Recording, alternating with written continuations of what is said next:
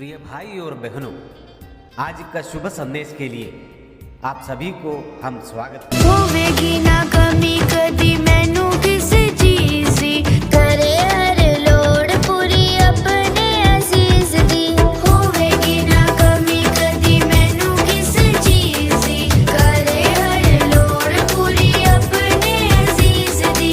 लभदा आली जिवें गुमी होई पेड़ नू, लभदा आली जिवें गुमी होई पेड़ नू, करदा वंज मेरी पाल है। फिर क्यों डरा मैं, फिर क्यों डरा, मेरा जिंदा खुदा मेरे नाल है।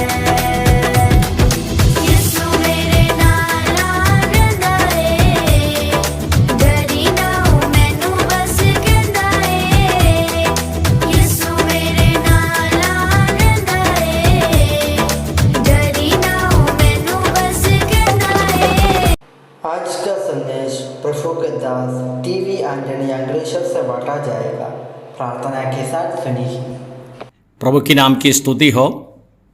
सुबह संदेश के द्वारा परमेश्वर का वचन जो सुनते हैं सभी श्रोतागणों को हमारा हार्दिक स्वागत है। आज का मनन के लिए दूसरा कुरिन्थियों का पत्रिका पहले अध्याय की 9 आयत, 2 कोरिन्थियंस चैप्टर 1 वर्स 9। वरन हमने अपने मन में समझ लिया ताकि हम अपना कि हम पर मृत्यु की आज्ञा हो चुकी है, ताकि हम अपना भरोसा ना रख वरन परमेश्वर का जो मरे हुओं के जिलाते हैं। हम इस पद में पढ़ते हैं कि पौलुस और उसका साथ में जो प्रभु की सेवा करने लोग, जैसा एक परिस्थिति हुआ है सेवा का समय पर बहुत बड़ा कष्ट ये लोगों का सामने आई। वो कष्ट किस प्रकार की है वो बात यहाँ वर्णन नहीं कर रहा है, लेकिन प्रभु का सेवा का द्वारा उस प्रकार की बड़ा एक कष्ट आए। वो कष्ट में शायद कुछ पीड़ा होगा, सताव उपद्रव होगा, या बड़ा एक कष्ट ये लोगों का सामने आए। लेकिन ये लोगों समझ लिया हमारा मृत्यु एकदम पास में आ गया।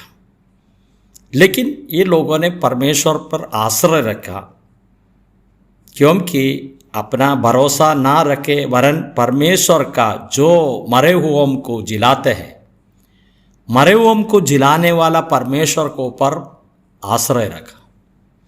मतलब ये लोगों का विश्वास बढ़कर परमेश्वर में बड़ा एक आश्रय रखा। अगर मृत्यु है तो भी परमेश्वर हमको जिलाएंगे। बाइबल में जो परमेश्वर को प्रकट किया है, मरे हुए लोगों को जिलाने वाला और प्रभु है। यीशु मसीह का संबंध में हम पतरस का एक संदेश में प्रेरितों का काम 2 अध्याय की 24वीं आयत में इस प्रकार पढ़ते हैं, परंतु उसी के परमेश्वर ने मृत्यु के बंधनों से छुड़ाकर जिलाया, क्योंकि वह अनहोना था कि वह उसके वश में रहता। तो यहाँ हम देखते हैं और यीशु मसीह को मरे हुए में से जिलाया। यीशु मसीह को मरे हुए में से जिलाया। जैसा अनहोना है कि उसको मृत्यु उसका वश में रख नहीं सकते हैं। इस बातों को हम देखते हैं। सारांश हम इस प्रकार देखते हैं, और परमेश्वर मरे हुओं को जिलाने वाला परमेश्वर। इसका साथ साथ में हम यूहन्ना रचित सुसमाचार 17 अध्याय की पहली आयत में इस प्रकार पढ़ते हैं, यीशु ने यह बातें कही और अपनी आंखें आकाश की ओर उठाकर कहा, हे पिता, वह घड़ी आ पहुंची है। अपने पुत्र को महिमा कर कि पुत्र भी तेरी महिमा करे। प्रभु यीशु मसीह यूहन्ना रचित सुसमाचार 17 अध्याय में पूरे उसकी प्रार्थना है, पिता के पास में प्रार्थना किया। इस प्रार्थना का बाद में थोड़े समय के बाद यीशु मसीह का मृत्यु आ गया। सूली का मृत्यु प्रभु यीशु मसीह ने सह लिया। लेकिन उस समय पर हम देखते हैं कि इस प्रार्थना में यीशु मसीह पिता से इस प्रकार कहते हैं, पुत्र को महिमा करो। और उस प्रकार हम देखते हैं, और मैं पिता को महिमा किया है। इस प्रकार हम देख सकते हैं यीशु मसीह पापी लोगों के लिए सूली पर मर गया।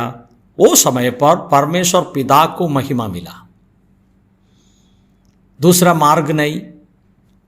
मनुष्य जात को पाप का निवारण के लिए यीशु मसीह के अलावा दूसरा मार्ग नहीं है। यीशु मसीह पवित्र है, वो एक मनुष्य रूप में आए, मनुष्य का पाप का निवारण के लिए बलि हो गया, पिता के लिए पूरे आज्ञाकारी बना। उसका मृत्यु का द्वारा परमेश्वर और खुश हो गया कि मनुष्य जात को पूरे बचा सकता है। इस प्रकार की बात हम दे सकते हैं।